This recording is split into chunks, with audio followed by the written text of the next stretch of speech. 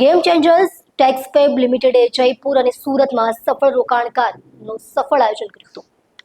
આ કાર્યક્રમ 25 અને 27 ઓક્ટોબર 2025ના રોજ યોજાયો, જ્યાં કંપનીએ તેના બિઝનેસ મોડેલ, નાણાકીય કામગીરી અને ભવિષ્યની વૃદ્ધિ યોજનાઓની વિગતો રોકાણકારો સાથે શેર કરી હતી. ગેમ ચેન્જર્સ ટેક્સફેબ લિમિટેડ કંપનીએ બીએસસી પ્લેટફોર્મ પર તેના એસએમઈ આઈપીઓના ભાગરૂપે 25 અને 27 ઓક્ટોબર 2025ના રોજ જયપુર અને સુરતમાં ઇન્વેસ્ટર રોડ શોનું સફળતાપૂર્વક આયોજન કર્યું હતું. આ રોડ શોએ સંભવિત રોકાણકારો, સંસ્થાકીય ખરીદદારો અને બજારના સહભાગીઓ માટે કંપનીના બિઝનેસ મોડેલ, કાર્યકારી ક્ષમતાઓ, નાણાકીય કામગીરી અને તેના પબ્લિક ઇશ્યુ પહેલા લાંબા ગાળાના ગ્રોથ વિશેની ઊંડાણપૂર્વક સમજ મેળવવા માટે એક મહત્વપૂર્ણ પ્લેટફોર્મ પ્રદાન કર્યું હતું.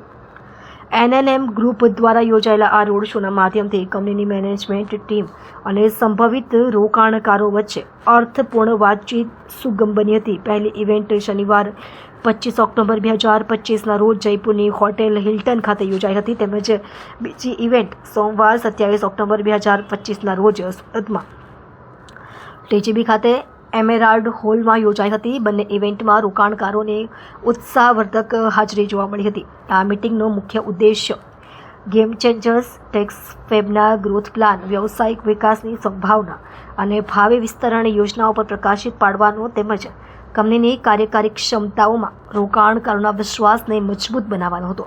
આ બંને રોડ શો કંપનીના આઈપીઓ પહેલા જ યોજાયા હતા. કંપનીનું આઈપીઓ 28 થી 30 ઓક્ટોબર 2025 દરમિયાન સબસ્ક્રિપ્શન માટે ખુલ્યું છે, જેની પ્રાઇસ બેન્ડ ₹96 થી ₹120 પ્રતિ શેર છે.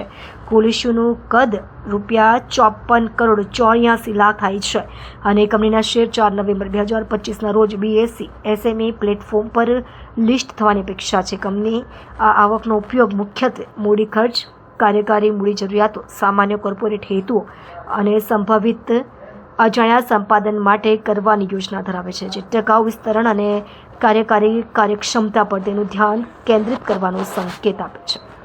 जी सर आपका नाम? मैं रवि रंजन बोल रहा हूँ. मैं एनएनएम सिक्योरिटीज़ में पार्टनर डायरेक्टर हूँ. हाँ, ये हमारी लेटेस्ट ऑफरिंग है गेम चेंजर्स.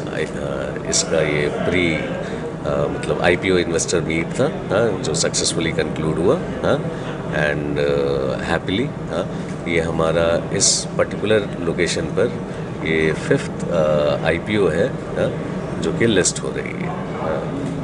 Happy investing. हाँ, और जैसा रिटर्न पहले मिला है, होपफुली ये उम्मीद करते हैं कि ऐसा ही रिटर्न इस कंपनी में भी इन्वेस्टर्स को मिले.